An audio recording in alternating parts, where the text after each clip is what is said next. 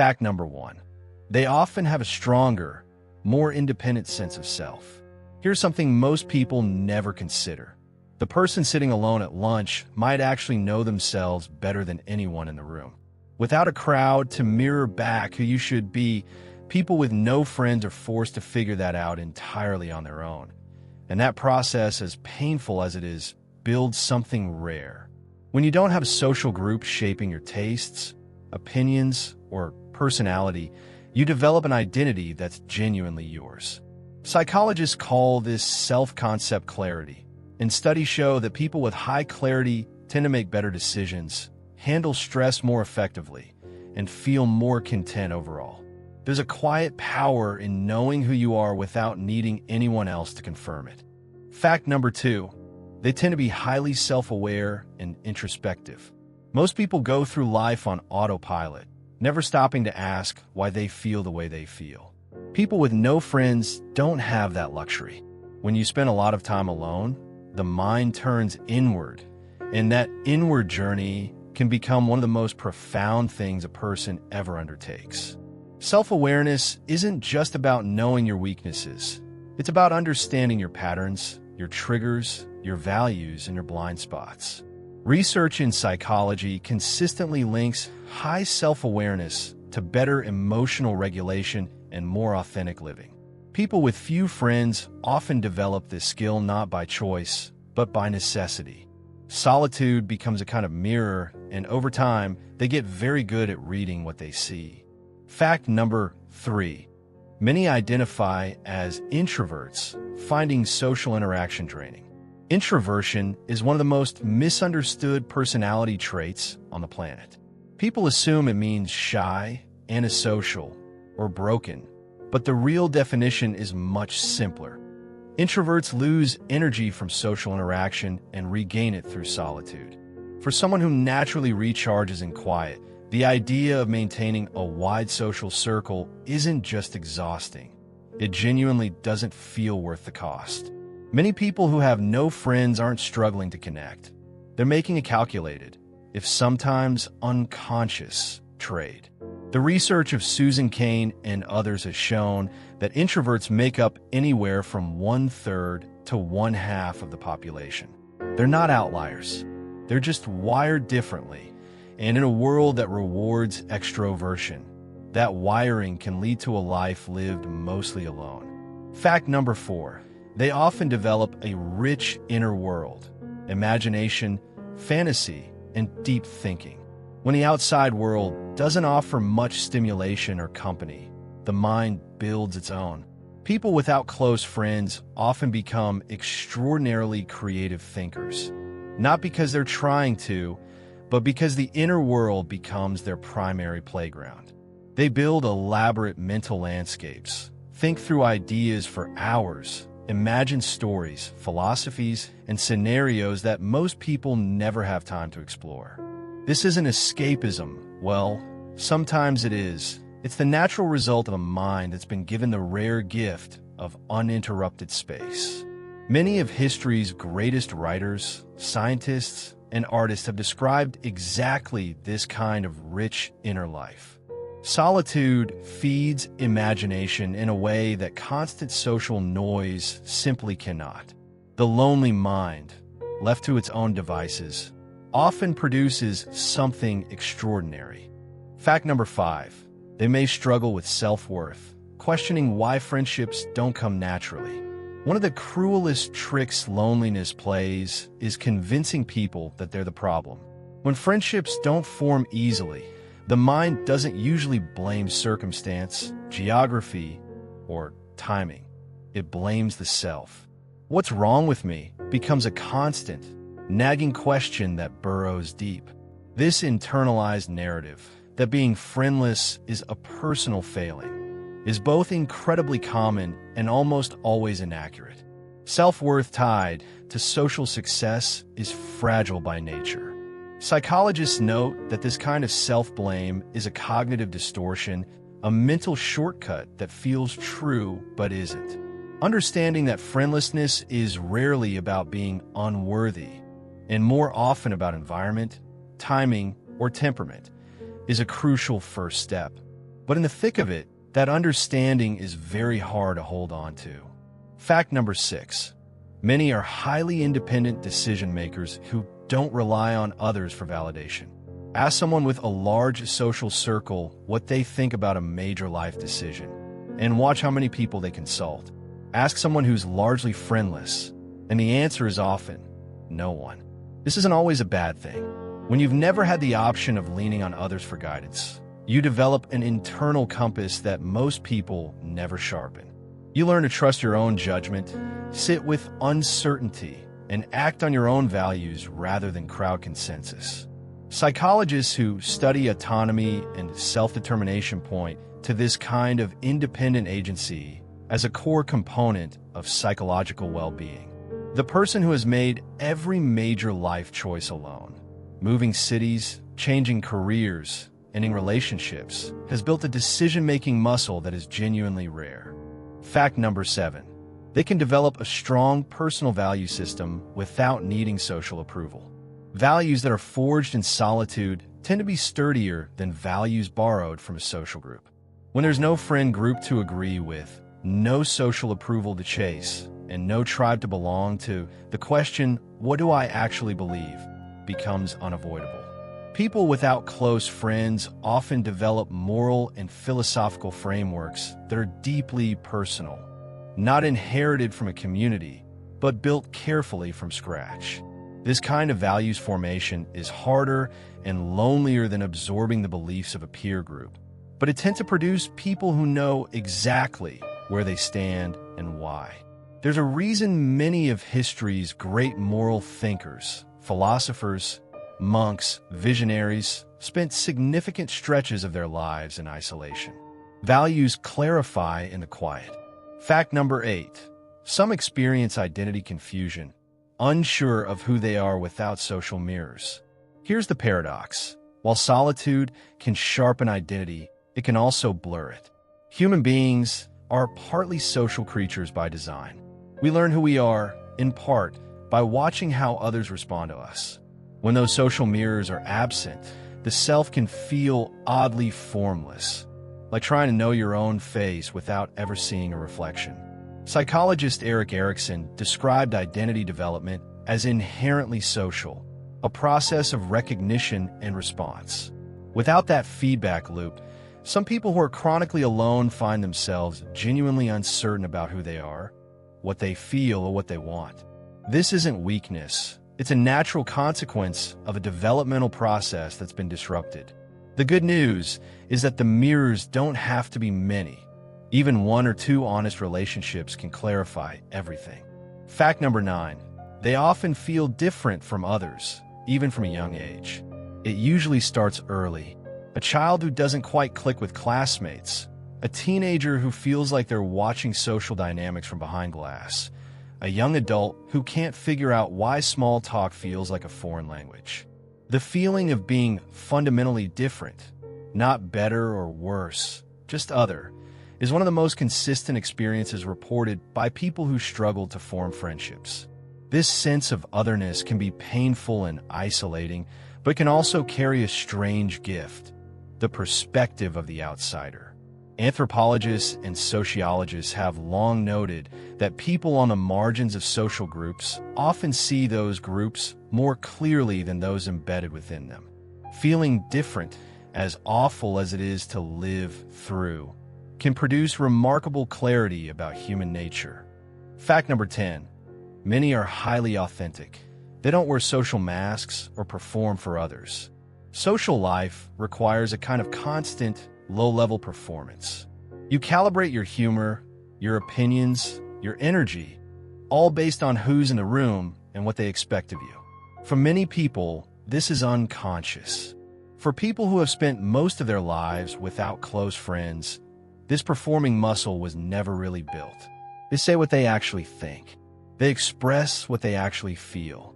They don't have the social conditioning that teaches people to smooth their edges for group acceptance. To strangers, this can seem blunt or awkward, but to those who get to know them, it's often one of the most refreshing things they've ever encountered. Authenticity, real, unperformed honesty, is genuinely rare. And for some people, years of solitude produced exactly that. Fact number 11. Loneliness can become a chronic emotional state, not just a passing feeling. There's a version of loneliness that visits everyone. After a move, a breakup, a loss. It hurts, but it's temporary. Then there's another version entirely, the kind that settles in like a permanent resident, coloring every waking hour with a low, gray feeling that becomes background noise. For people with no friends over long stretches of time, loneliness stops being an emotion and starts being a condition. Researchers draw a hard line between situational loneliness, a response to circumstances, and chronic loneliness, an ongoing state of perceived social disconnection. Chronic loneliness rewires the brain, alters how threats are perceived, and makes new connections feel increasingly difficult to form. It's not dramatic or loud. It's the quiet ache of someone who has stopped expecting company and started expecting emptiness. Fact number 12. They may experience emotional numbness as a defense mechanism. The heart can only break so many times before it starts protecting itself. For people who have experienced repeated social rejection, failed friendships, or prolonged isolation, emotional numbness isn't apathy. It's armor. The brain, wired for survival above all else, learns to dampen emotional responses that have historically led to pain. You stop expecting connection, and eventually you stop feeling the absence of it quite so sharply. Psychologists call this emotional blunting, a muting of both positive and negative effect. It's adaptive in the short term, but costly over time. People who've gone emotionally numb often describe a strange flatness to life. Not sadness exactly, but the absence of fullness. The world keeps happening, but from behind glass. Reconnecting with feeling, when it finally happens, can be overwhelming, like coming back to life. Fact number 13. Deep emotional sensitivity is common. They feel things intensely, but share them rarely. There's a strange irony in the profile of many friendless people. They're often among the most emotionally sensitive individuals you'll ever meet. They feel music in their bones, cry at the news, notice when a stranger is having a hard day, and are moved by beauty in ways that most people never slowed down enough to experience. The problem isn't that they feel too little. It's that they have no outlet for what they feel. Emotions without expression don't disappear, they accumulate. Psychologists studying high sensitivity, as described by Dr. Elaine Aron's research on highly sensitive persons, note that HSPs, who make up about 15 to 20% of the population, often struggle more acutely with loneliness because they experience both connection and disconnection at a greater depth than others. Fact number 14. They often suppress emotions because there's no safe space to express them. Emotional expression requires a recipient. You need someone to tell, someone to cry in front of, someone to call when the day has been too much. When that someone doesn't exist, emotions get swallowed day after day, year after year. Emotional suppression is one of the most well-documented psychological costs of chronic social isolation. Research shows it's linked to increased anxiety, higher levels of cortisol, weakened immune function, and over time, difficulty even identifying one's own emotional states, a condition called alexithymia. People who've suppressed emotions for years often lose touch with what they're actually feeling. Not because they don't feel, but because there was never any practice in expressing it. The emotion atrophies from disuse, leaving behind a vague, unnamed heaviness. Fact number 15. They may experience a quiet, persistent sadness that's hard to explain. It doesn't always look like depression. It doesn't always feel like grief. It's more like a low hum in the background, the emotional equivalent of a sky that's perpetually overcast without ever quite raining. People who have lived without close friendships for long periods often describe this quality of sadness that's hard to name and harder to explain to others. I'm fine, they say, and it's technically true. They're functioning. They're getting through the days. But underneath the surface, There's a weariness that comes from years of unreceived feeling, unshared experiences, and the particular kind of loneliness that exists in the absence of someone who really knows you. This quiet sadness rarely shows up on the outside. It lives on the inside, patient and persistent. Fact number 16. Many carry unresolved grief for connections they never had or lost. Grief is usually associated with death, but there's another kind of grief, ambiguous grief, that exists for things that were never present or that slipped away before they fully formed. People without friends often carry a silent mourning for the experiences they never had. The group chat that didn't exist, the wedding party they didn't stand in, the person they weren't able to call when the worst news arrived. This grief is rarely validated by the world around them because society doesn't tend to hold space for mourning absences. But it's real and it's heavy. Psychologist Pauline Boss coined the term ambiguous loss for exactly this kind of unresolvable pain. Loss without closure, grief without a ritual, a wound that never quite scabs over. Fact number 17. They tend to cry alone, process emotions privately, and rarely seek comfort. Crying is a social signal as much as it's an emotional release. Tears evolved, at least in part, to communicate distress and elicit care from others. But when there's no one there to receive that signal, the act changes. People without close friends still cry. Of course they do. But they cry alone behind closed doors, often in silence, because crying publicly or reaching out for comfort isn't an option they feel they have. Over time, this private processing can become so ingrained that even when someone is eventually present and willing to offer comfort, accepting it feels foreign and uncomfortable. Vulnerability, when it's been suppressed for years, doesn't come easily back. The act of letting someone else hold your pain can feel almost physically impossible. Fact number 18. Emotional resilience can be higher. They've learned to regulate feelings solo. Co-regulation, the way humans calm each other's nervous systems, is something most people rely on without realizing it. A hug, a reassuring voice, a friend who sits with you in the dark. These are forms of emotional regulation delivered by another person. People without friends never had that option, so they built another kind of resilience, the ability to metabolize difficult emotions entirely on their own. This is genuinely hard one. It requires developing internal coping strategies, learning how to soothe the nervous system without external help, and discovering what actually works for you through trial and error. Psychologists note that this kind of intrapersonal emotional regulation, while lonelier to develop, can produce remarkable stability. The person who's had to calm themselves down through every crisis has built a very specific kind of strength. Fact number 19. They often experience bursts of joy in solitude, from books, nature, music, or art. This one surprises people. The image of the lonely person is often one of unbroken sadness, but that's not the whole picture. Many people who are socially isolated develop an unusually deep capacity for what psychologist Mihai Csikszentmihalyi called flow, a state of absorbed, joyful engagement that's actually easier to achieve alone. A book that completely transports you. A hike where the world feels perfect. A piece of music that hits the exact right nerve. Art that makes you feel suddenly understood.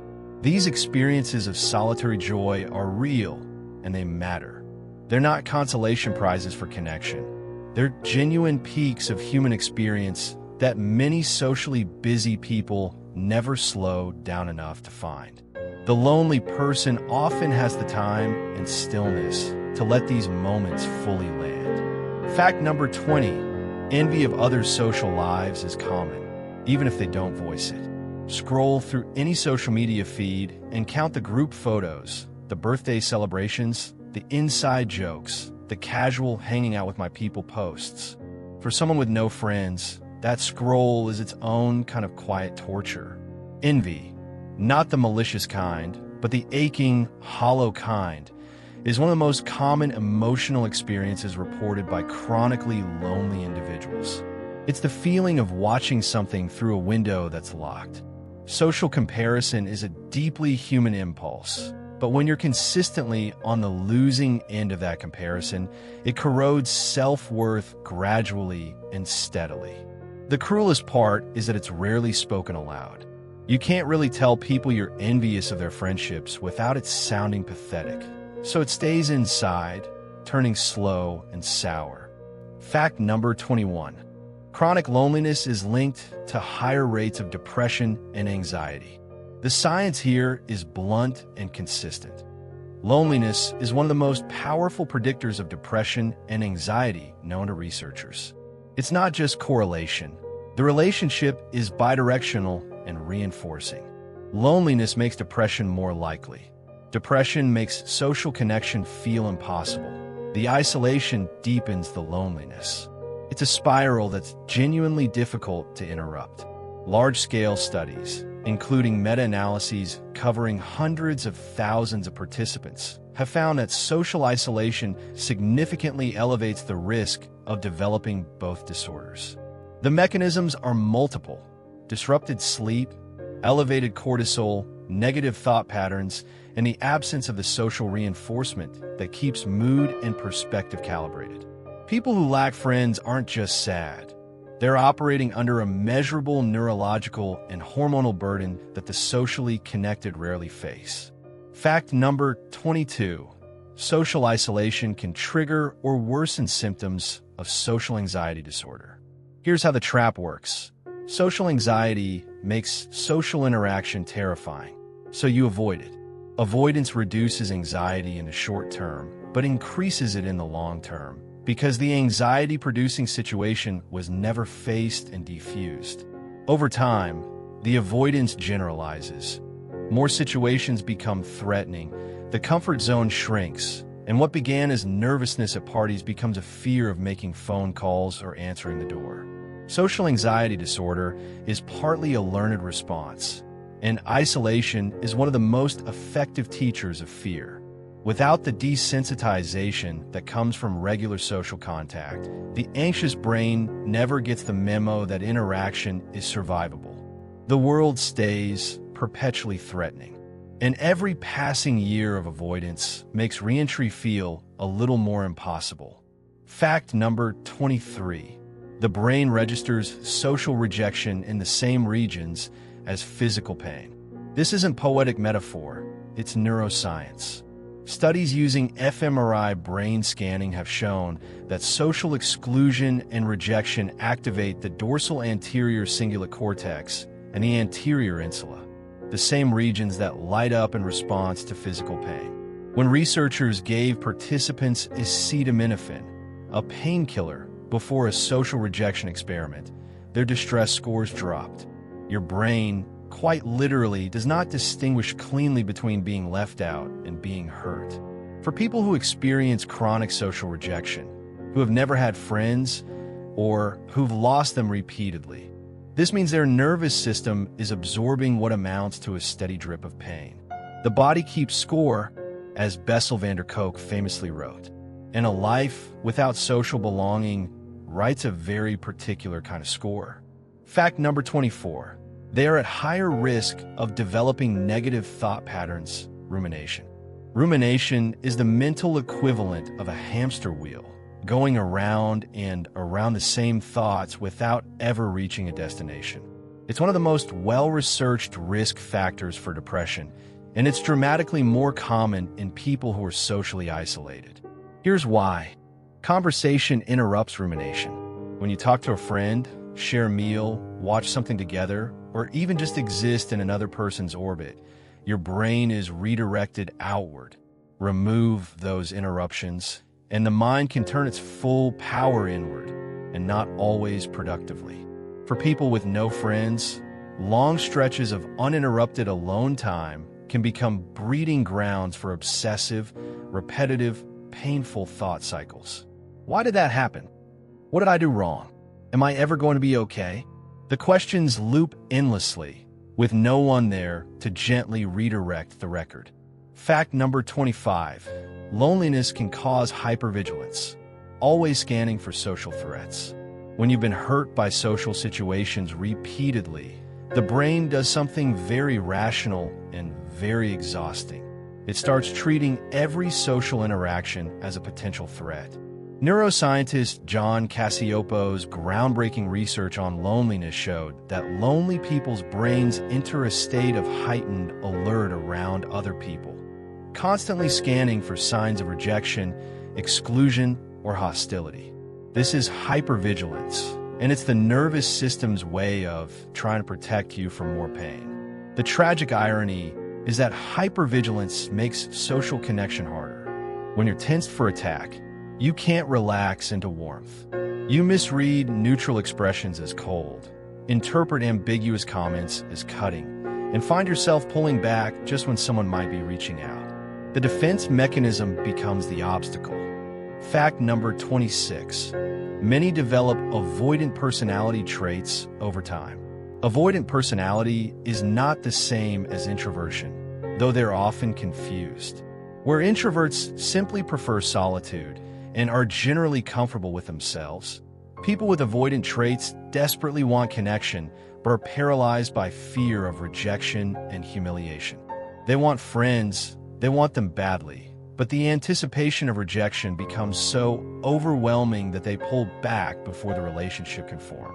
This pattern often develops as a protective response to repeated experiences of social pain. The person who is bullied, excluded, or chronically misunderstood doesn't stop wanting to connect. They just build elaborate psychological structures to avoid the vulnerability that connection requires. Avoidant personality traits exist on a spectrum, and many people who are socially isolated sit somewhere on it without ever having received that label. Fact number 27. Risk of suicidal ideation is statistically elevated in the chronically lonely. This is one of the harder facts to sit with, and one of the most important. Researcher Thomas Joyner's interpersonal theory of suicide identifies two core risk factors: thwarted belongingness, the feeling that one doesn't belong anywhere, and perceived burdensomeness, the belief that one is a burden to others. Both are significantly more common in chronically isolated individuals. The research is consistent. Social isolation is one of the most robust predictors of suicidal ideation across ages, cultures, and demographics. This doesn't mean that all lonely people are suicidal. Most are not.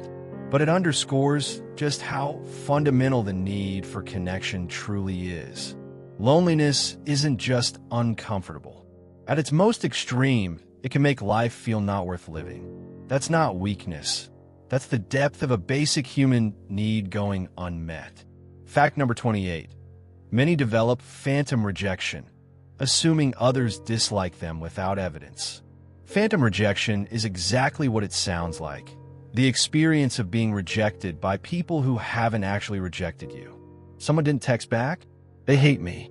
A coworker walked past without smiling? They're angry. A new acquaintance seemed distracted? They found me boring.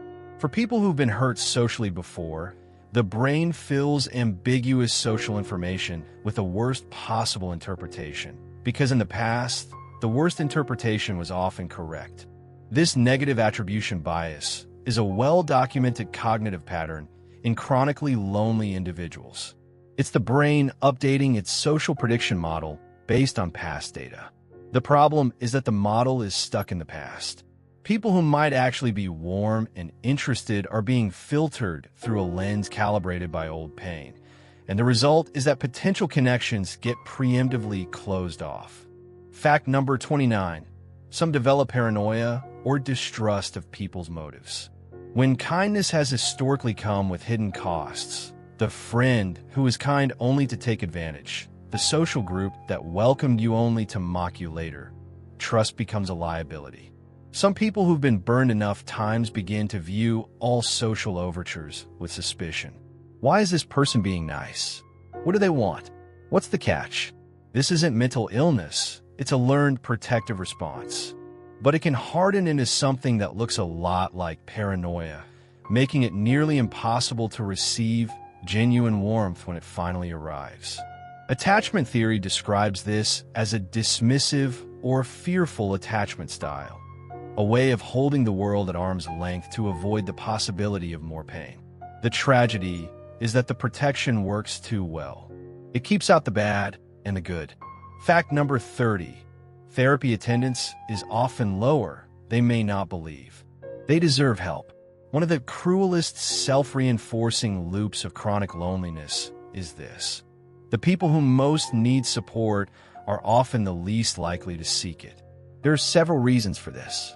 Some genuinely believe that their problems aren't bad enough to warrant professional help. Others have internalized the narrative that they're not worth investing in. Some have never had a model of what healthy help-seeking looks like because there was no one around to demonstrate it. And for many, the idea of paying a stranger to listen because you have no one else to talk to carries a particular, excruciating shame. Psychologists studying barriers to mental health treatment consistently identify social isolation as both a cause of distress and a barrier to treatment. Breaking that loop, walking through a therapist's door, is one of the bravest things a lonely person can do. Fact number 31. Overthinking and analysis paralysis are extremely common. Give a person too much time alone with their thoughts and watch what happens. The mind, which evolved for problem solving, doesn't know when to stop solving.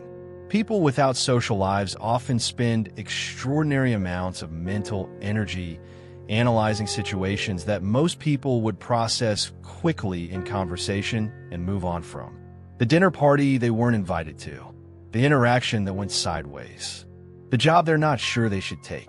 Without the friction and perspective of other minds to push back, a single thought can spiral into a labyrinthine internal debate that goes nowhere and exhausts everything.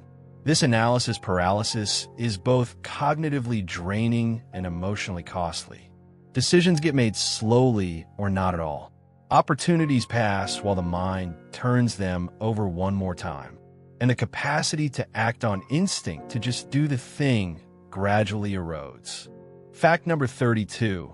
They tend to replay social interactions obsessively, looking for what went wrong. Why did I say that? What do they mean by that? I should have said this instead. The post-interaction replay is a universal human experience. But for people who are socially anxious or socially isolated, it can become an hours-long mental reconstruction of every word, pause, and expression. Psychologists call this post-event processing, and it's one of the hallmarks of social anxiety. After a rare social interaction, the lonely person often replays the encounter in painful detail, evaluating their performance with a harshness they would never apply to anyone else. The irony is that this intense post-processing is supposed to help to prevent the same mistakes next time, but it usually just produces shame and dread, making the next interaction feel even more high stakes than the last. Fact number 33. Many are highly intelligent. Solitude fosters deep thinking and learning. There's a well-documented relationship between solitude and intellectual development. Not because loneliness makes you smart, but because the people who tend to fall outside social structures are often those whose minds are operating at a frequency that doesn't sync easily with the people around them. Gifted and highly intelligent children are significantly more likely to struggle socially. Their interests, humor, and communication style often mismatch their peers. As adults, the solitude that results from those mismatches becomes fertile ground for intellectual growth. Without the pull of social commitments, chronically lone individuals often read voraciously, develop deep expertise in niche areas, think through problems with unusual rigor, and cultivate perspectives that are genuinely original. The library becomes the social world. Ideas become companions. The mind, given nothing but time, can become remarkable. Fact number 34. They often develop strong problem-solving skills from handling life alone. There's no one to call when the pipe bursts at midnight. No one to ask what to do when the diagnosis comes back. No one to split the decision-making with when every option looks equally uncertain. People without friends have had to develop problem-solving skills out of raw necessity, and that self-sufficiency tends to be real and durable. When you've navigated every logistical, emotional, and practical challenge of adult life without a support network, you develop a kind of competence that's hard to acquire any other way. Research on resilience consistently finds that people who have overcome adversity through their own resources develop a particular confidence in their capacity to manage future difficulties. It doesn't mean they don't wish for help. It means they've proven to themselves that they can survive without it. Fact number 35. Negative self-talk can become an internal default loop. Everyone has an inner critic, but for people who are chronically lonely and socially isolated, that critic can run essentially unchallenged all day, every day, without the corrective input of people who know us well. Friends who say that's not true, or you're being too hard on yourself. The negative inner narrative can take root and grow. Over time, it doesn't even feel like self-criticism anymore. It just feels like fact. I'm boring. I'm too much. I'm not worth knowing. These aren't thoughts that are being evaluated critically. They're truths that have calcified through repetition. CBT, cognitive behavioral therapy, was partly designed to interrupt exactly this kind of automatic negative thinking, and it works. But getting to that point requires first recognizing that the inner voice is not always telling the truth, a realization that's much harder to make in isolation. Fact number 36. They may catastrophize social situations before they even occur. Before the event has even happened, the entire disaster has already played out in full detail inside their head. The party they've been invited to, already a humiliation. The date they agreed to, already awkward and painful. The new job where they'll have to meet colleagues, already unbearable. Catastrophizing, the cognitive habit of jumping to the worst possible outcome, is one of the most common patterns in socially anxious and socially isolated individuals. It's the mind trying to prepare for the worst so it won't be blindsided. But the cost is enormous. It creates suffering that wouldn't otherwise exist, and it makes avoidance feel rational. Why go to the thing when you already know it's going to be terrible? The catastrophe was vivid and convincing. The reality, which is almost always more manageable, never gets a chance to prove otherwise. Fact number 37. Creative and abstract thinking is often above average. Creativity thrives in unstructured time, and no one has more of that than the person without friends. But beyond just having time, there's something about the particular quality of the lonely mind, its tendency toward introspection, its preoccupation with meaning, its habit of looking at human behavior from the outside, that tends to produce unusually creative thinking. Research by psychologist Ari Kruglansky and others suggests that people with lower need for social belonging tend to be more comfortable with ambiguity and less constrained by social consensus, both conditions that support creative thought. People without friends often see connections that others miss, propose ideas that seem strange before they seem brilliant, and inhabit the third perspective that art and philosophy require. Loneliness, at its most productive, can look a lot like genius. Fact number 38. Memory for emotional events is often sharper due to heightened sensitivity. Emotional significance is one of the most powerful memory enhancers known to neuroscience. Events that carry a strong emotional charge are encoded more deeply, recalled more vividly, and retained longer than neutral ones. For people who are emotionally sensitive and socially isolated, even small social interactions can carry enormous emotional weight and therefore get stored with unusual clarity. The offhand comment someone made in 2009 that still stings. The one person who was genuinely kind, remembered in precise detail years later. The moment of unexpected connection that felt like a lifeline, held on to long after the person has moved on. This heightened emotional memory can be beautiful. Those good moments are preserved perfectly, and painful, so are the bad ones. The lonely person's memory is, in some ways, a very full room. Fact number 39. They tend to be more objective, less influenced by groupthink. One of the most underappreciated cognitive advantages of the outsider is freedom from groupthink. Groupthink, the tendency of socially embedded people to conform to the beliefs and decisions of their peer group, is responsible for some of the worst collective decisions in history. It requires social belonging to exert its influence, and people without close social ties are largely immune to it. They form their opinions based on evidence, logic, and personal experience rather than social pressure and consensus. This produces people who are willing to say the uncomfortable thing, question the accepted narrative, and hold positions that their social environment would never endorse. In professional contexts, these are often the people who spot the flaw in the plan that everyone else was too embedded to see.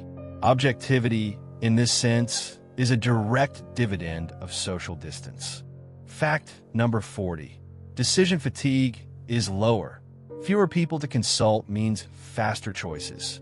Every decision made in consultation with others carries a hidden cost. The energy of coordination, the compromise of competing preferences, the time spent reaching consensus. People with no friends make decisions alone. And while that comes with its own costs, no second opinion, no one to catch the blind spot, it also means dramatically less decision fatigue. You eat what you want for dinner without negotiation. You take the route you prefer. You choose the movie based entirely on your own taste. This might sound like a small thing, but research on decision fatigue, the depletion of mental resources from too many choices, suggests it's significant. Autonomous decision-making is cognitively cleaner than collaborative decision-making, and people who live primarily in their own orbit often find that they move through life with a certain decisive efficiency that comes from never having to factor in anyone else. Fact number 41. Small talk feels genuinely exhausting and pointless to them. How are you? Fine, how are you? Good, busy, right? Same. These exchanges happen thousands of times a day all around the world. And for most people, they function as the social lubricant that keeps interactions moving. For people who struggle with friendship, small talk can feel like a strange ritual in a foreign language. Technically understandable, but deeply unsatisfying. It's not that they don't understand the social function of small talk. It's that the gap between surface exchange and real connection feels unbridgeable, and they'd rather skip straight to what actually matters or say nothing at all. This isn't rudeness, though it can come across that way. It's the preference of someone who has sat alone long enough that the only conversations that feel worthwhile are the ones that go somewhere real. Fact number 42. They crave deep, meaningful conversation, not surface-level chat. What does a person who has spent years alone dream of when they imagine connection? Not parties, not small talk, not a full social calendar. They dream of someone who will sit down and actually talk about life, meaning, fear, what all adds up to, why we're here, what breaks us, and what builds us back. Deep conversation is the holy grail for the chronically lonely, and not because they're being precious about it. It's because they've spent so much time alone with big thoughts that the prospect of sharing them with another human being who will actually engage feels almost miraculous. The irony is that this desire for depth can make the path into connection harder.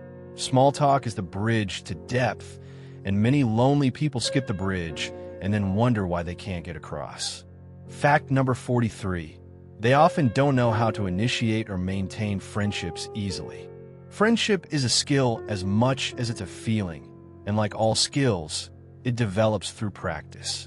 People who have spent long stretches without friends often simply haven't had the opportunity to practice the mechanics of friendship, reaching out after a gap, suggesting plans, maintaining low-stakes regular contact, navigating the inevitable frictions.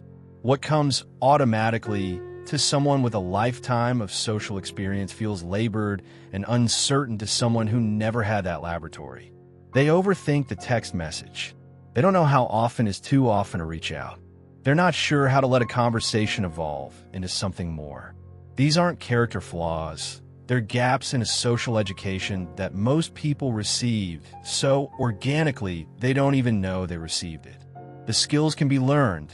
They just have to be learned late and deliberately. Fact number 44. Many have been deeply hurt in past friendships and built walls as protection. Not every person with no friends started out that way. Many of them had friendships that ended badly, that turned out to be conditional, that involved betrayal or cruelty or a quiet drift that was somehow more painful than any argument. The person who opened up fully and was laughed at. The best friend who chose the popular crowd. The group that excluded without explanation. These experiences don't just end friendships. They leave architectural damage. The walls that went up after those experiences were rational responses to real pain. But walls don't distinguish between the people who hurt you and the people who might be different. They keep everyone out with equal efficiency. Living behind those walls feels safer than being vulnerable again, until it doesn't and the safety starts to feel like a prison. Fact number 45. They may come across as cold or aloof when they are actually nervous. First impressions are unforgiving, and the person who is internally terrified of social interaction often projects exactly the wrong image. The anxiety that tightens the voice, the self-consciousness that stiffens the posture, the careful watchfulness that others read as judgment. All of these produce someone who seems cold, distant, and uninterested, when the reality is almost the opposite. Inside, they may be desperately hoping the conversation goes well. They may be genuinely interested in the person they're talking to. But the nervous system, flooded with anxiety, doesn't allow that warmth to get through. It's a tragic mismatch between internal experience and external presentation that often writes off potential connections before they start. The person walked away thinking they were judged and found wanting. The other person walks away thinking they were not welcome. Neither one is right. Fact number 46. Social skills can deteriorate with prolonged isolation. Use it or lose it. This applies to social skills just as much as it applies to athletic ability or a foreign language. Extended periods of social isolation measurably degrade the skills that make social interaction work. Reading facial expressions, following conversational rhythm, gauging appropriate self-disclosure, managing the natural give and take of dialogue. People who come back to social situations after long periods of isolation often find themselves strangely clumsy, interrupting at wrong moments, oversharing too quickly, or going completely blank when conversation requires spontaneity. This is not a personality flaw. It's a neurological reality. The social brain, like any system, requires regular input to stay calibrated. After months or years of minimal input, recalibration takes time, patience, and more failed attempts than most people are willing to sit through. Fact number 47. They often feel invisible in group settings. There's a specific experience that almost every chronically lonely person knows. Being in a room full of people and feeling completely unseen. Conversations swirl around them. People reconnect, laugh, form clusters, and they stand or sit at the periphery, participating just enough not to stand out in their absence, but not enough to actually be seen. Invisibility in groups is partly about social skills, knowing how to insert yourself, how to make yourself memorable. But it's also about something harder to name, the absence of the kind of social capital that makes people magnetized to you. When you don't share history, inside jokes, or ongoing relationships with the people around you, you exist at the edge of the room's social reality. Not excluded exactly, just not quite included either. Present but not there. Fact number 48. They may unconsciously sabotage budding friendships out of fear. Sometimes the person who most wants connection is the one doing the most to prevent it. Self-sabotage in friendships is often unconscious, driven by a fear of eventual rejection that feels so certain that the person preemptively creates it. They pull back just when things are warming up. They send the weird message that derails the conversation. They cancel the plans they were actually looking forward to. They become suddenly cold right when someone was beginning to genuinely care. Psychologists describe this as a manifestation of insecure attachment. The internal belief that relationships aren't safe, combined with the impulse to control the ending rather than wait for it. The logic is twisted but human. If I end it now, I control how it ends. Better a small, confirmed rejection than a large eventual one. The friendship dies either way, just earlier and by their own hand. Fact number 49. Meeting new people triggers disproportionate anxiety. The stakes of a first meeting should, theoretically, be low. You don't know this person. They don't know you. If it goes badly, nothing is lost. And yet, for someone who rarely meets new people, each first interaction carries the weight of something far more significant. Because it's rare, because they've invested it with hope, because they're out of practice, and because their nervous system has been conditioned to treat social situations as potential threats. The anxiety response is disproportionate because the emotional stakes, subjectively, are enormous. This meeting might be the one. This person might be the connection. And with that inflated significance comes inflated fear. The result is a kind of performance anxiety in ordinary conversation, trembling hands, a blank mind, an awareness of everything wrong with oneself. That makes the first impression worse and confirms the fear that social situations are dangerous. Fact number 50. They often observe social dynamics carefully, but struggle to participate. There's a particular skill that people who have spent years on the outside of social groups tend to develop: the ability to watch and understand social dynamics with remarkable acuity. They can tell who in a room has power, who's performing, who's in pain, who's about to cause drama. They read the subtext to conversations that most participants are too busy living through to notice. This observer quality is both a gift and a curse.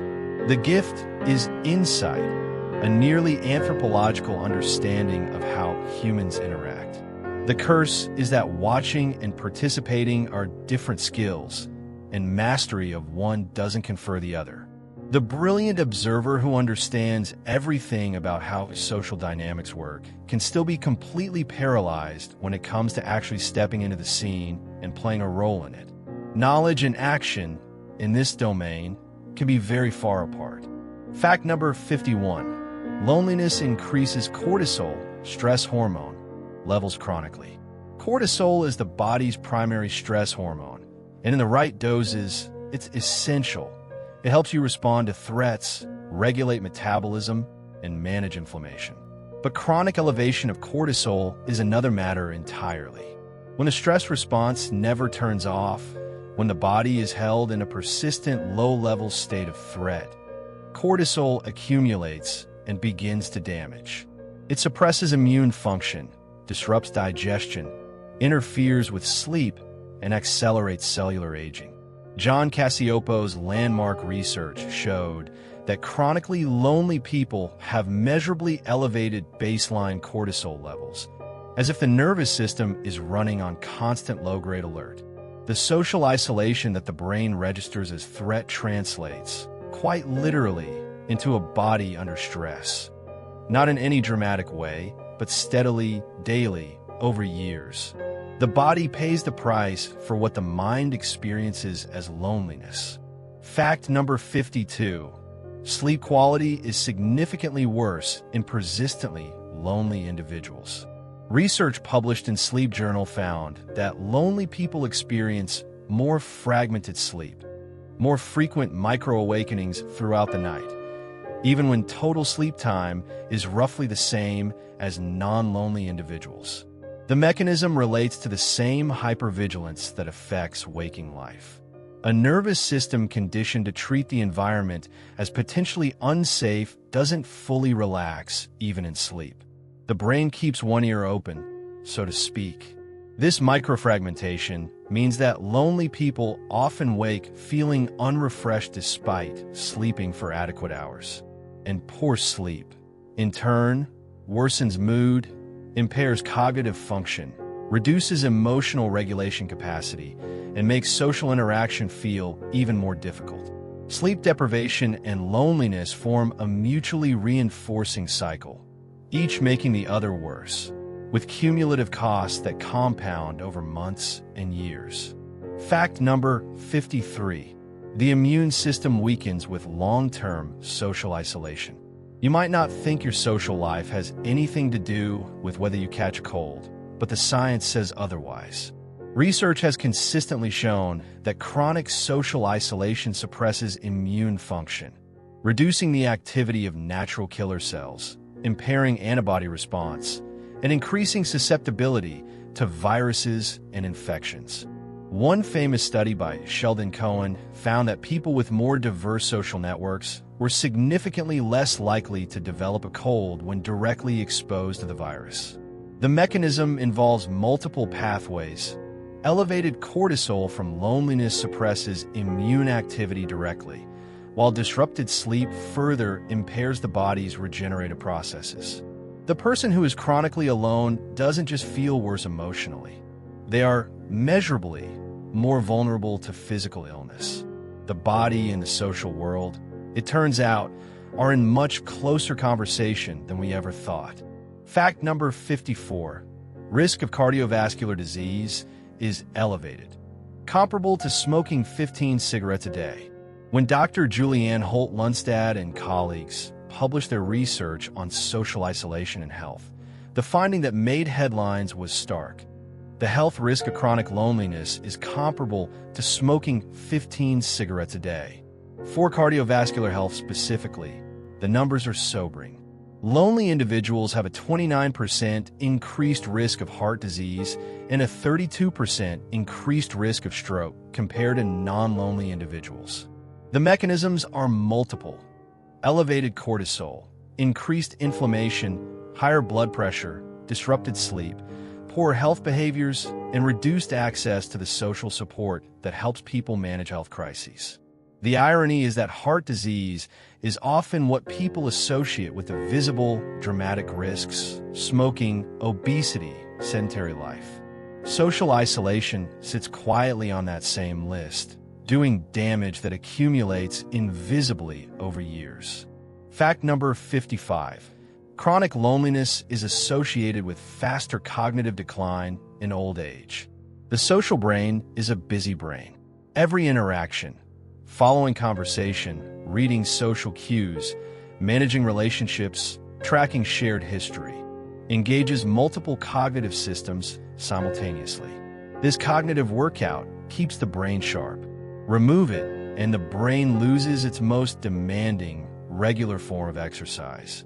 Research tracking older adults over time has consistently found that social isolation significantly accelerates cognitive decline. Not just memory, but executive function, processing speed, and overall cognitive reserve. People with richer social lives in midlife and beyond show measurably slower decline on cognitive measures. This isn't just about staying sharp. It's about maintaining the neurological infrastructure that makes life rich. The socially isolated older person faces the double burden of loneliness and accelerated cognitive aging, each of which makes the other more difficult to address. Fact number 56. Inflammation markers in the body are measurably higher in lonely people.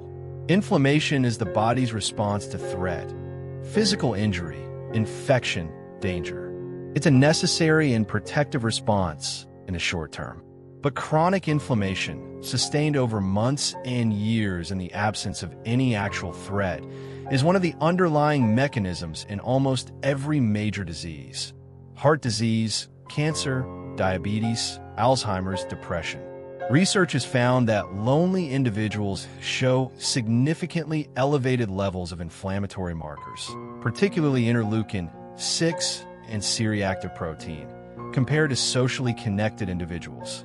The body, interpreting the social isolation as a threat signal, mounts an inflammatory response that never fully resolves. This isn't metaphor, it's measurable biochemistry. The loneliness that lives in the mind produces a very real and damaging change in the body's chemistry. The social wound inflames the physical self. Fact number 57. They are more likely to neglect their physical health. When nobody knows if you're sick, when nobody would notice if you didn't make the appointment, when there's no one to drive you to the hospital or ask how the checkup went, it's remarkably easy to let health slide. People with close social networks are more likely to attend medical appointments, adhere to treatment plans, exercise, eat reasonably well, and reach out for help when something feels wrong. Much of this is driven by social accountability and support. Your friend insists you get that checked out. Your partner notices you seem off. Your family asks how you're doing. Strip away that network, and the scaffolding that supports health-maintaining behavior disappears with it. Research confirms that socially isolated individuals are significantly more likely to engage in poor health behaviors. Not because they want to harm themselves, but because no one is watching and they may not believe they're worth the effort of caring for. Fact number 58. Loneliness increases the risk of developing dementia by up to 64%. A comprehensive meta-analysis published in PLOS Medicine found that social isolation was associated with a 64% increased risk of developing clinical dementia. That number is staggering, and understanding why requires thinking about how dementia develops. Dementia isn't a single event, but a long process of neurological decline. Social engagement appears to build what researchers call cognitive reserve, the brain's resilience against damage and degeneration. People who remain socially active over their lifetime accumulate more of this reserve, meaning their brains can absorb more damage before clinical symptoms appear. The isolated person, never having accumulated that reserve, crosses the clinical threshold sooner. Social connection, in this framing, is not just good for the soul. It is quite literally protecting the structural integrity of the brain against its own aging. Fact number 59. They may experience psychosomatic symptoms, headaches, fatigue, stomach issues. The body and the mind are not separate systems that occasionally communicate. They are one deeply integrated system, and what lives in one always shows up in the other. Chronic emotional distress, suppressed feelings, and the sustained stress of social isolation don't stay neatly in the psychological realm. They manifest physically. Tension headaches from chronic anxiety, gastrointestinal problems from a dysregulated nervous system, fatigue that isn't explained by poor sleep alone, but by the sheer energetic cost of carrying loneliness without help. These psychosomatic symptoms are real, not imagined, not faked, and they frequently send lonely people to doctors who run tests, find nothing, and send them home with no answer and no improvement. The source of a symptom is not in the body. It's in the absence of connection, and no prescription addresses that. Fact number 60. Life expectancy is statistically shorter for the chronically isolated. All of the physical health factors described in the preceding facts converge on one stark statistical reality. Chronically lonely and socially isolated people die younger. Holt-Lundstad's widely cited meta-analysis found that social isolation increased mortality risk by 26%, loneliness by 26%, and living alone by 32%. These are not small effects. They're comparable to major recognized public health risks. The causes are multiple and cumulative. Higher inflammation, poorer cardiovascular health, weaker immune function, greater likelihood of neglecting health, elevated risk of depression and suicide, and the absence of the social support that helps people navigate medical crises effectively. The loneliness epidemic isn't just a mental health issue. It's a public health emergency, and its body count is written quietly across death certificates that list 100 different causes, none of which says no one to call. Fact number 61. They often develop intense hobbies or passions to fill social voids. When people ask what the lonely person does with all that time, this is often the answer. They go deep, very deep. The person without social commitments has evenings, weekends, and stretches of time that most people fill with relationships. That time goes somewhere, and often it goes into something, a craft mastered to an unusual level, a body of knowledge built over years of uninterrupted study, a creative practice developed with the kind of consistency that a socially busy life rarely allows. The result can be genuinely extraordinary. The amateur astronomer who knows the night sky better than most professionals. The home cook who has spent 5 years perfecting one technique. The writer who has read everything. These aren't replacements for connection. The lonely person knows that. But they're real achievements, built in the hours that friendship might otherwise have occupied. Fact number 62. Many become voracious readers, absorbing human connection through characters. Books are, among other things, the ultimate form of one-sided deep conversation. A novel gives you access to another consciousness, its fears, desires, reasoning, and experience, in a way that most real conversations never approach. For chronically lonely people, literature can become something more than entertainment. It becomes a form of social sustenance. Research has shown that reading literary fiction activates the same neural networks involved in social cognition. The brain processes fictional characters using the same mechanisms it uses for real people. Reading isn't a substitute for connection, but it exercises the connective tissues of the mind. And for the person who has had few real connections, the friends found in books, stubborn, complicated, fully realized, can provide a form of companionship that, while not complete, is far from nothing. Fact number 63. Online communities may become a substitute for real-world friendship.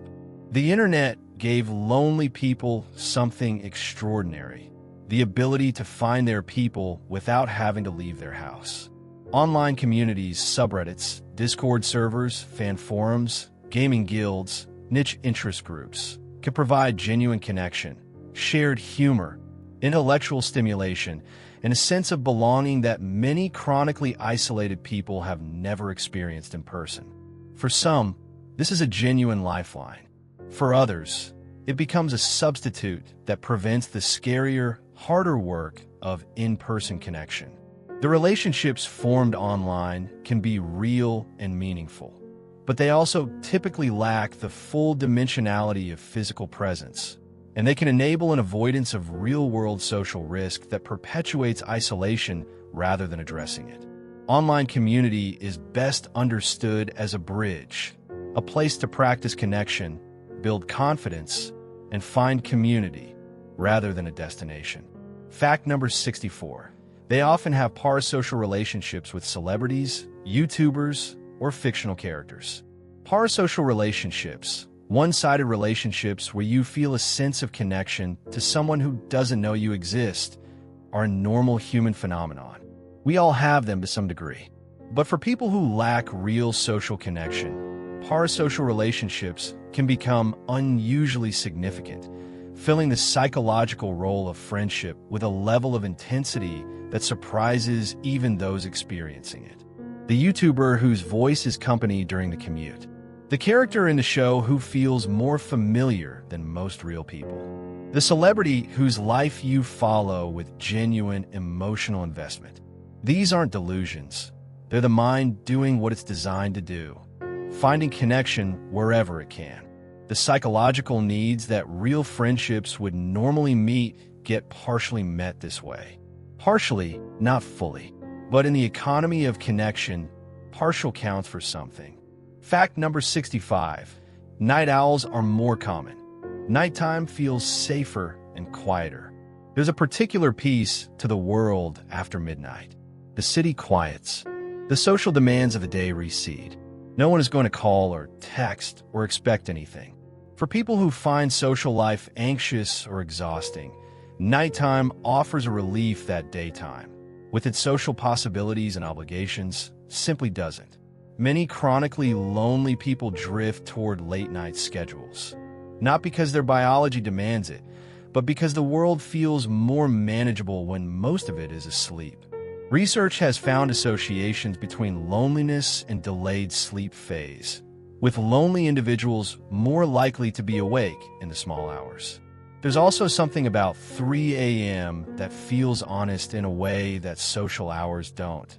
The pretending stops, the performance relaxes, and the self can just exist without an audience. Fact number 66. Productivity can be extremely high. No social distractions. The socially busy person's schedule is full of time that evaporates. The coffee catch-up, the group chat that requires regular engagement, the social media presence that needs tending, the plans made and rearranged and made again. Strip all of that away, and you have something remarkable. Hours. Uninterrupted, uncommitted, distraction-free hours. Many people who are chronically friendless build their most significant achievements in exactly this space. The book written in the evenings that no social event interrupted. The business started in the time that went nowhere else. The skill developed through 500 hours of practice that a busier life wouldn't have allowed. The dark irony of this isn't lost on anyone. The loneliness that makes life feel empty also creates the conditions for some of life's most meaningful work. The output is real. The cost is real. Both things are true.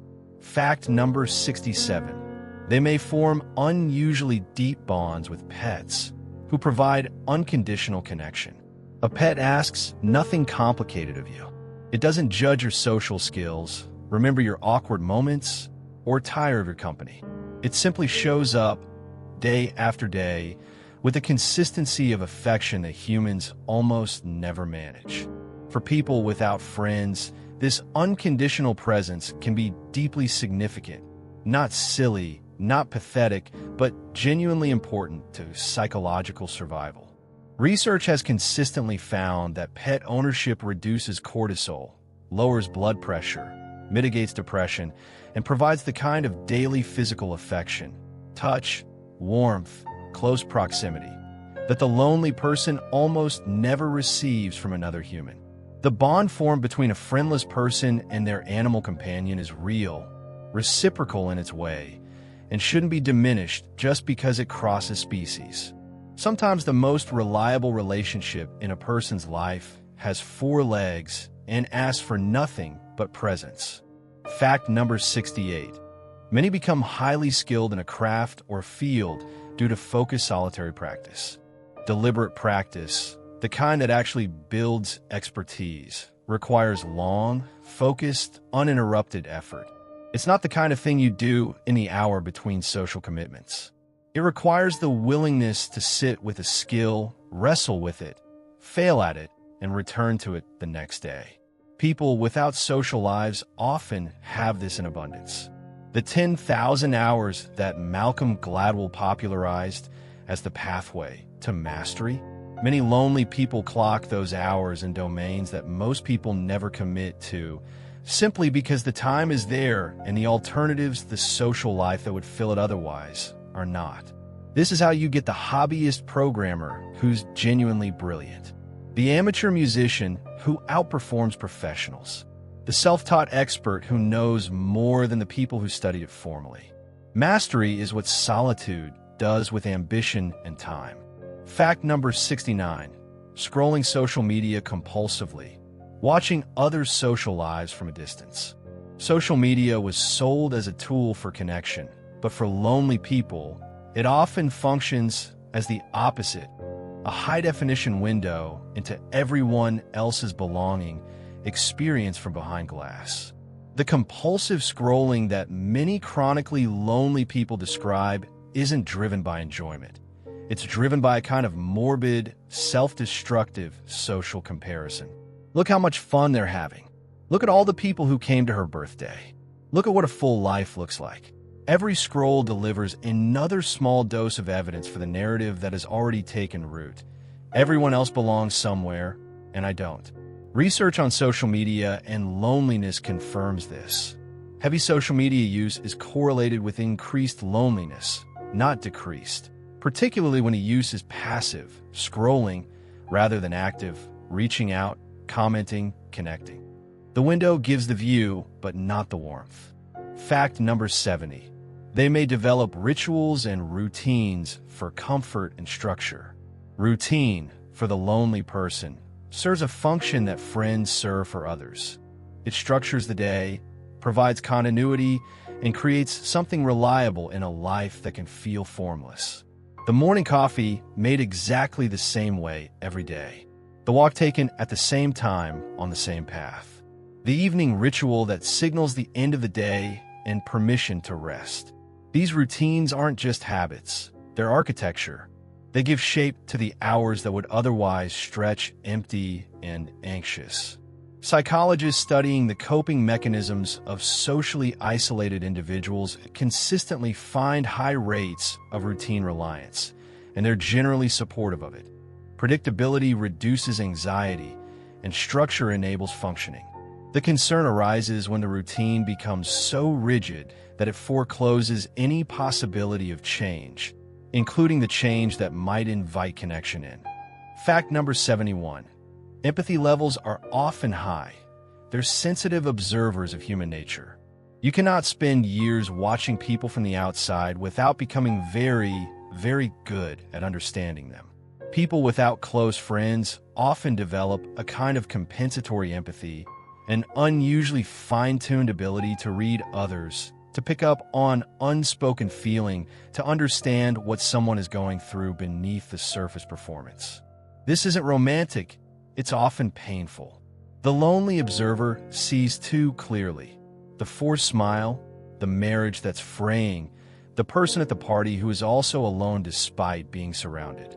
This deep empathic sensitivity is part of what makes many socially isolated people such effective listeners. When they do connect, they've spent years in the role of the silent witness, and they're very, very good at it. The tragedy is that this skill, which could be one of their greatest gifts to others, rarely gets used because they rarely get close enough. Fact number 72. They may feel the world wasn't designed for people like them. Offices, schools, parties, dating apps, team sports, group projects, networking events. Virtually every social structure of modern life assumes that you come with a social network attached. Need a reference? Ask a colleague. Moving? Call your friends. Celebrating? Gather your people. For someone without that network, navigating these structures requires constant, invisible workarounds that most people never have to think about. The wedding invitation with a +1 they can't fill. The job application asking for references they don't have. The hospital form asking for the emergency contact who doesn't exist. Each of these is a small reminder that the world was built for socially connected people, and that existing outside of that framework requires a kind of persistent, unacknowledged effort that never really lets up. Fact number 73. Many are drawn to philosophy, spirituality, or existential questions. When the external world offers little social engagement, the mind turns to the biggest questions available. Why am I here? What does it all mean? Is there something larger than this moment? Philosophy and spirituality have always attracted the solitary. Not coincidentally, since both disciplines require exactly the kind of sustained inner attention that busy social lives make difficult. Many of the great philosophical traditions, from Stoicism to Buddhism to existentialism, were developed for people grappling with exactly the kind of isolation and otherness that characterizes friendless life. There's a reason monks embrace solitude and emerge with wisdom. The person who has sat alone with the big questions long enough eventually develops a relationship with those questions that is intimate and serious in a way that most people, cushioned by busy social lives, never quite find. Fact number 74. They often feel ahead of or behind their peers socially. Social milestones come with a timetable, and most people move through them in rough synchrony.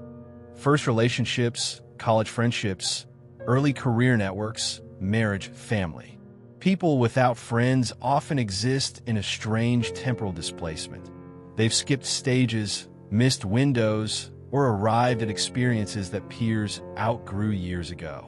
The 35-year-old who is experiencing their first real friendship feels simultaneously young. This is new and old. Everyone else has been doing this for 20 years. The person who never had a social circle in high school watches their peers navigate midlife with social skills and relationships forged decades ago.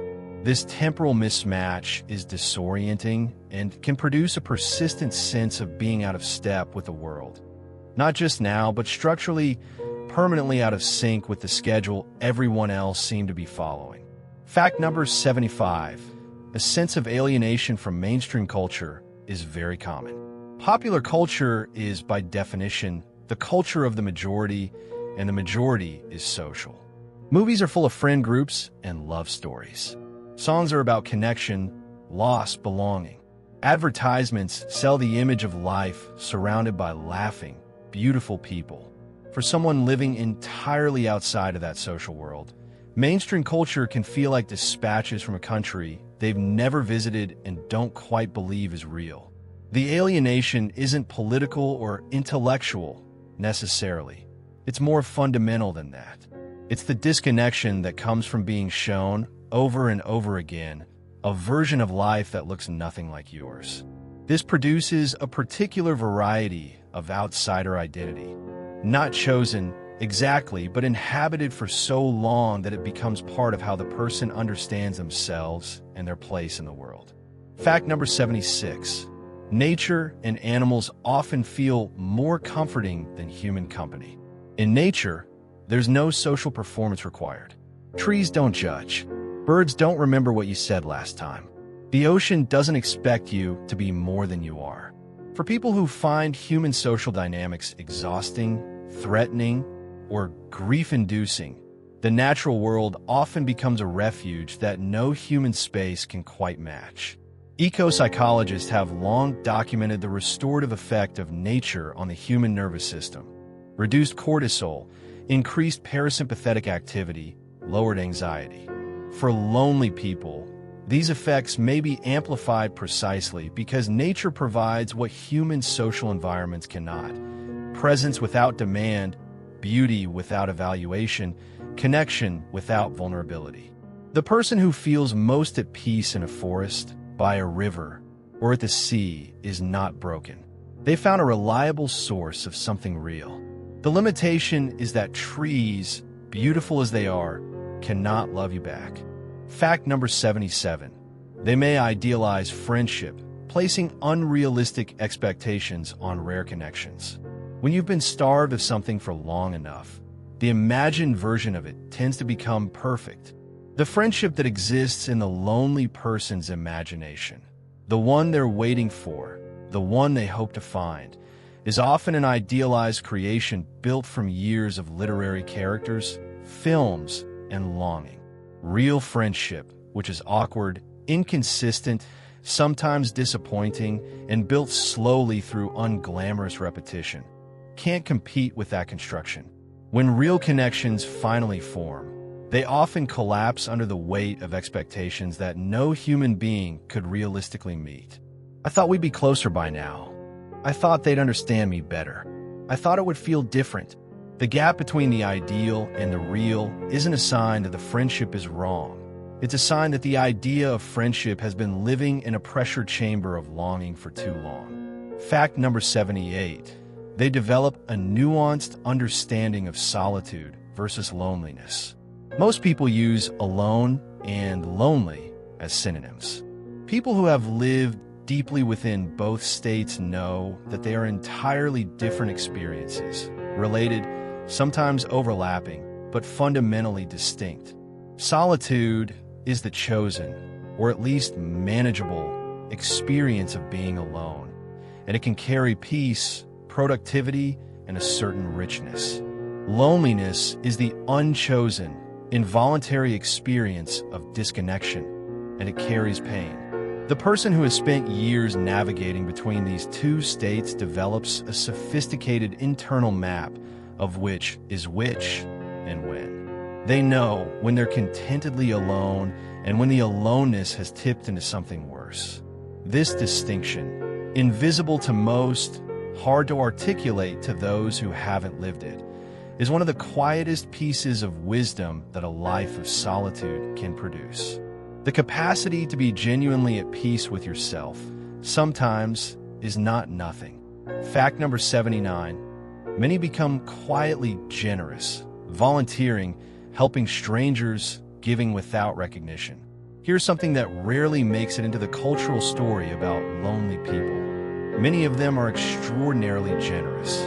With no social capital to spend, no favors to call in, no relationship network to invest in, they give without the framework of reciprocity that governs most social giving. They volunteer at shelters where no one they know will see them. They help strangers for no reason beyond the impulse to be useful. They donate quietly, tip well, hold the door for the person running to catch it. This generosity isn't performative.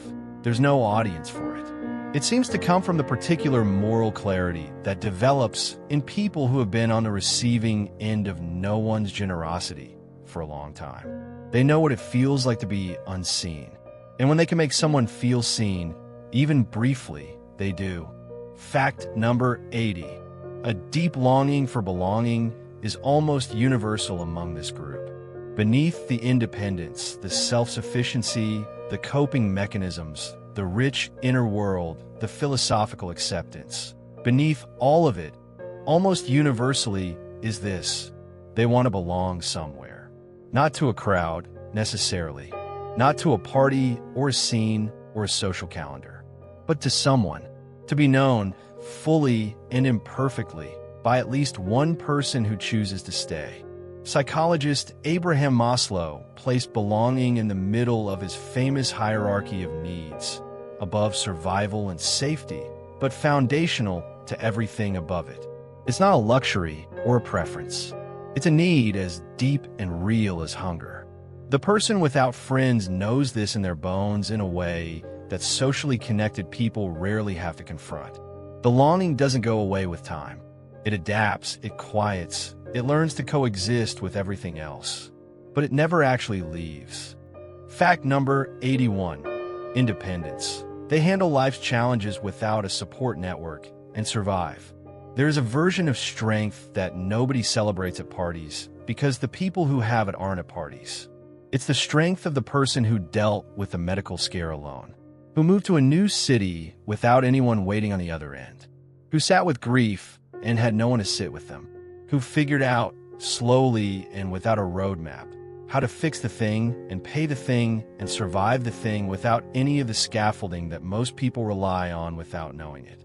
This is a profound and underappreciated form of human strength. And the people who've developed it are more capable than almost anyone around them realizes. They know what they're made of, not because life was kind enough to show them, but because it wasn't, and they found out anyway. Fact number 82. Creativity. Solitude is the birthplace of artistic and innovative thinking. Einstein said that creativity is the residue of time wasted. Kafka wrote his best work in the deep night, alone. Emily Dickinson barely left her house. Virginia Woolf wrote about the necessity of a room of one's own. History's most significant creative thinkers returned again and again to solitude as the precondition for their work. Not because they hated people, but because something about the uninterrupted inner space of aloneness was necessary for the particular quality of attention that creation requires. For the person who has spent a lifetime in largely involuntary solitude, this insight arrives differently. Not chosen as a creative strategy, but lived as a condition. And in that condition, if the mind turns toward making things rather than simply enduring, the work that comes out can carry an unusual depth and honesty. The art of the lonely is often the truest art there is. Fact number 83. Self-sufficiency. They rarely need others to validate their choices. Validation seeking. The constant checking in with others to confirm that your choices, opinions, and self-presentation are acceptable is one of the most exhausting and limiting features of social life. It outsources your internal compass to the crowd, and the crowd is frequently wrong. People who have had to make every decision alone develop an internal validation system that, once built, is genuinely liberating. They don't need to run the idea by anyone before they act on it. They don't need the group's approval before they believe in themselves. They've learned, sometimes painfully, always slowly, to trust their own judgment and live with the consequences without the comfort of shared culpability. This self-reliance, which developed as a coping mechanism for friendlessness, often turns out to be one of the most valuable things a person can own. Fact number 84. Focus. Without social noise, concentration and depth of work improves. Deep work, the kind of focused, uninterrupted cognitive effort that produces real insight and output, is increasingly rare in a world of constant social connectivity. Every notification, every plan, every conversational thread demands a share of cognitive bandwidth. The person without a social life has almost none of those competing demands. Their attention is, by the standards of modern life, remarkably undivided. This enables a quality of focus that's almost impossible to develop while maintaining an active social world. They can sit with a problem for hours. They can return to a project with an unbroken thread of thinking that hasn't been interrupted by a weekend of social plans.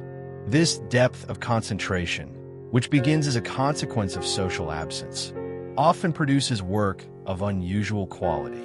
The focused mind is a powerful mind, and solitude, like it or not, tends to produce it. Fact number 85.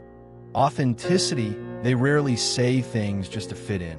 Social pressure is one of the most powerful forces shaping human behavior, not through coercion, but through the constant low-level awareness of what others expect, approve of, and will accept. People calibrate their words, opinions, and self-presentation to match what their social environment will reward. The person without a social environment to please often abandons this calibration, sometimes awkwardly at first, but with time, genuinely. They say what they actually think. They don't pretend to like things they don't like or agree with ideas they find questionable. They're not performing a version of themselves that's been shaped by social pressure because there's been no social pressure to shape them. The result in interaction can be startling, the kind of raw honesty that most people rarely encounter and respond to with either discomfort or intense recognition. Fact number 86. Observation. They notice what others miss because they watch more than they talk. In any room, there are people who are busy being in the social scene and people who are watching it. The lonely person is almost always watching. Not because they're calculating, but because the scene is moving without them, and observation is what's left when participation isn't available. This enforced position at the edge of things produces, over time, an extraordinary capacity for observation. They notice the micro-expressions, the subtle power dynamics, the person who is in pain at the party, the contradiction between what's being said and what's being communicated. Writers, therapists, researchers, and investigators all speak of the value of this kind of lateral observation. The ability to see clearly because you're not embedded in what you're seeing. The lonely person, unwillingly stationed at the margins, often develops this capacity to a remarkable degree. Fact number 87. Loyalty. When they do form a bond, they are intensely devoted. When something is rare, you don't take it for granted. The person who has had few or no friends across the span of their life does not approach friendship casually when it finally arrives.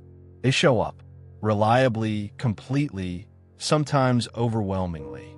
They remember the details, the things their friend mentioned months ago, the things that matter, the anniversaries of hard things. They check in. They make themselves available. They pour into the relationship with an intensity that can feel unusual to someone who has always had abundant social options and has perhaps never experienced a friend quite that devoted. This isn't neediness, or not only that. It's the expression of someone who knows, from hard experience, what the absence of connection costs. They will not waste the presence of it. They will not drift. They will stay. Fact number 88. Sensitivity. Their emotional depth makes them exceptional listeners. Listening, real listening, not waiting for your turn to speak, is one of the rarest and most valuable things one person can offer another. And the lonely person who has spent years without anyone willing to truly hear them often develops listening as a profound practice. They know what it means to be unheard. They know the particular loneliness of speaking into indifference. So when they finally get the chance to be present for someone else, to really listen, to ask the follow-up, to hold the weight of what's been shared, they do it with a depth and attentiveness that leaves people feeling genuinely seen. This gift of listening often makes the lonely person an unexpected source of comfort and wisdom for others, even while they're still navigating their own isolation. The world's best listeners are often the world's most unheard. Fact number 89. Resilience, surviving loneliness, builds a quiet, formidable inner strength. There's a resilience that develops in easy conditions, supported by social safety nets and loving relationships, and it's genuine and real. And then there's another kind, the resilience of someone who has been through the long dark with no one beside them and come out the other side still standing, still curious, still capable of hope. This second kind of resilience is forged under conditions that most people, thankfully, never face, and it produces a quality of inner strength that is, in the most literal sense of the word, remarkable.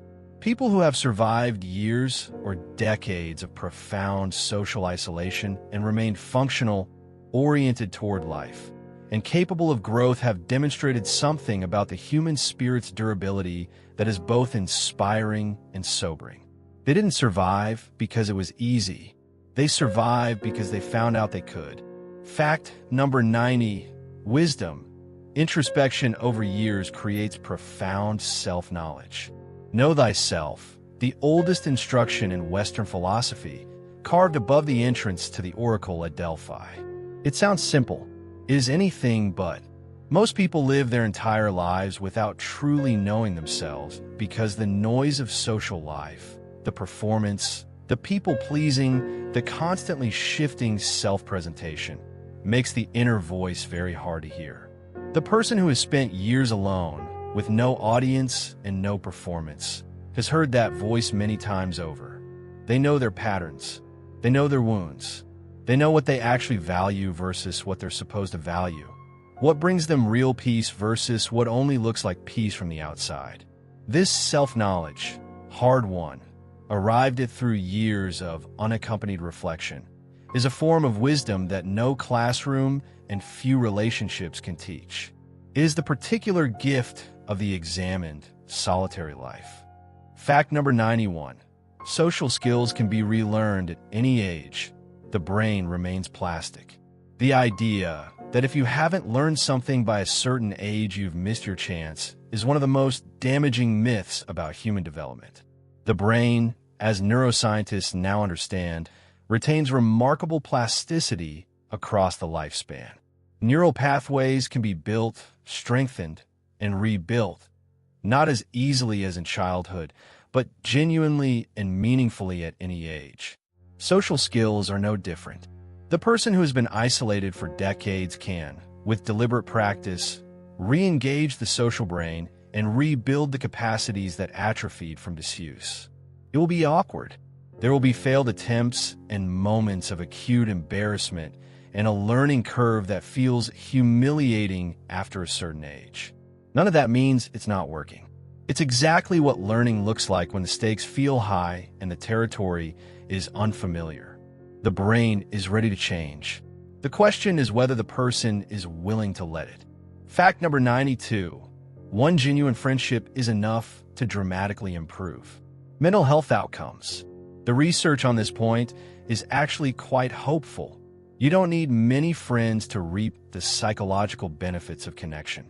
Studies consistently find that the steepest improvement in well-being happens at the transition from 0 to 1 close relationship. After that, the marginal benefits of additional friendships are real but smaller. One person who truly knows you, who shows up, who listens, who's glad you exist, changes the neurological and psychological landscape of a life in ways that a dozen surface-level acquaintances cannot. This means the mountain is not as high as it looks. The goal isn't a full social calendar or a sprawling friend group. The goal is one real person, one relationship where you are genuinely seen. Everything else, while welcome, is a bonus on top of something that is already complete. Fact number 93. Therapy, especially CBT and DBT, significantly helps those with social isolation. Cognitive behavioral therapy and dialectical behavior therapy have both accumulated strong evidence bases for treating the thought patterns, emotional dysregulation, and behavioral avoidance that perpetuates social isolation. CBT directly targets the negative automatic thoughts, the phantom rejection, the catastrophizing, the negative self-talk that makes social situations feel dangerous. It replaces distorted cognitions with more accurate, functional ones and uses graduated exposure to reduce the fear response to social interaction. DBT adds skills in emotional regulation, distress tolerance, and interpersonal effectiveness, practical tools for navigating the mechanics of human relationship. Neither approach promises friendship. What they promise is the removal of the internal obstacles that make friendship feel impossible. Clearing those obstacles doesn't guarantee connection, but it creates the conditions in which connection becomes possible again. Fact number 94. Online communities, when healthy, can be a bridge back to real connection. Used well, online community can serve a genuinely therapeutic function for the socially isolated. It lowers the stakes of connection. The vulnerability required is smaller, the risk of rejection feels more manageable, and the range of available communities is vast enough that even the most unusual interests and personalities can find their people. For the person who hasn't had a real conversation with someone who understood them in years, finding a community of people who share their interests and speak their language can be profoundly reconnecting. The key is using it as a bridge, not a destination. Online connection, at its best, builds the confidence and social skills that make in-person connection less terrifying. It practices the muscle. It proves that belonging is possible. And in some cases, it produces friendships that eventually cross the digital divide into the physical world and last. Fact number 95. Volunteering is one of the fastest paths to forming genuine friendships.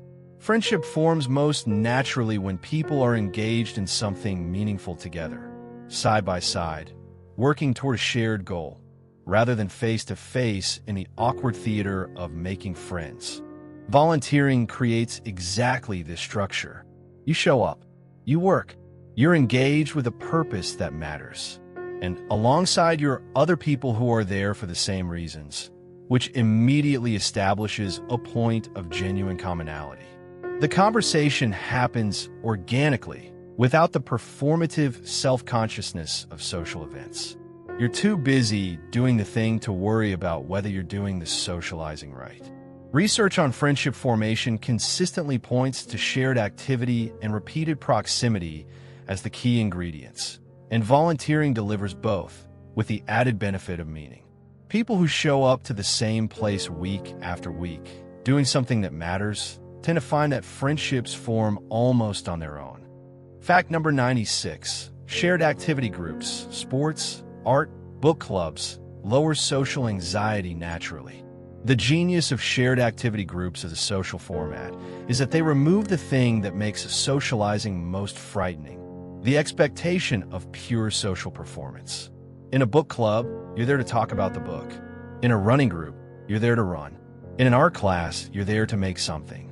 The social interaction happens around the activity, within its structure, which provides something to talk about, a reason to return, and a built-in excuse to show up again next week. For socially anxious individuals, this structure dramatically reduces the anxiety of social entry. You don't have to be interesting or charismatic or socially smooth. You just have to show up and engage with the thing you came to do. And in that lower stakes environment, the social self slowly reawakens, practiced in a confidence by repetition and the shared language of a common interest. Fact number 97. self-compassion practice reduces the shame often associated with friendlessness. Shame is the silent engine under much of the pain of chronic loneliness. Not sadness, not grief exactly, shame. The belief that the friendlessness is evidence of a fundamental deficiency, that a more worthy person would have found connection by now, that something is broken in you and everyone can see it. Psychologist Kristen Neff's research on self-compassion shows that treating yourself with the same kindness you'd offer a close friend, acknowledging suffering, recognizing common humanity, maintaining a kind inner voice, significantly reduces shame-based pain and paradoxically opens people up to greater social engagement. When you stop being the harshest judge in your own court, you can afford to be a little more visible, a little more willing to try. Self-compassion is not self-pity. It's the prerequisite for any real growth in this area, and it costs nothing to begin. Fact number 98. Many late bloomers form their deepest friendships in their 30s, 40s, and beyond. Society has a story about friendship that puts the golden era in adolescence and college, the formative years of intense bonding before adult life scatters people and hardens their social habits. It's a story that flatters the socially successful young person and leaves everyone else feeling like they've missed the window. But the research and the lived experience of millions of people tells a different story. Many of the deepest, most nourishing friendships in human life are formed in midlife and beyond.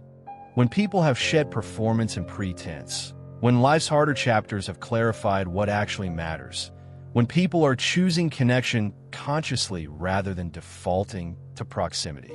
The late bloomer who finds their first real friend at 40 is not catching up. They're arriving exactly when the conditions were finally right. The window isn't closed. For many people, it's barely opened. Fact number 99. Understanding that quality always beats quantity in friendship is liberating. The cultural measure of social success is usually quantity. How many friends do you have? How full is your social calendar? How many people showed up? This metric is almost entirely useless as a guide to actual well-being. Research on friendship and life satisfaction consistently finds that the quality of close relationships is a far stronger predictor of happiness than the number of social contacts. One person who genuinely knows you is worth more to your psychological health than 100 acquaintances. Internalizing this, really believing it, not just knowing it intellectually, is profoundly liberating for people who have measured themselves against a social abundance they've never had. You're not failing to accumulate enough people. You're aiming for one real one. That's not settling. That's understanding what friendship actually is and what it's actually for. Fact number 100. Loneliness is not a personal failing. It's a human signal that connection matters. Here's the most important thing. Loneliness is not a verdict. It's a signal. The same way hunger tells you that your body needs food, loneliness tells you that your social self needs connection. Not as a luxury, not as a nice to have, but as a genuine biological and psychological need. The person experiencing chronic loneliness is not broken, not unworthy, not destined to be alone. They are a human being in pain because a core need is going unmet in a world that doesn't always make meeting that need easy, and in circumstances that have often been far outside their control. The pain of loneliness is the pain of caring about connection. It means the capacity for love and belonging is still alive in there, still waiting, still possible. That's not a small thing. That's, in fact, the most important thing. And it means the story is not over. Not even close.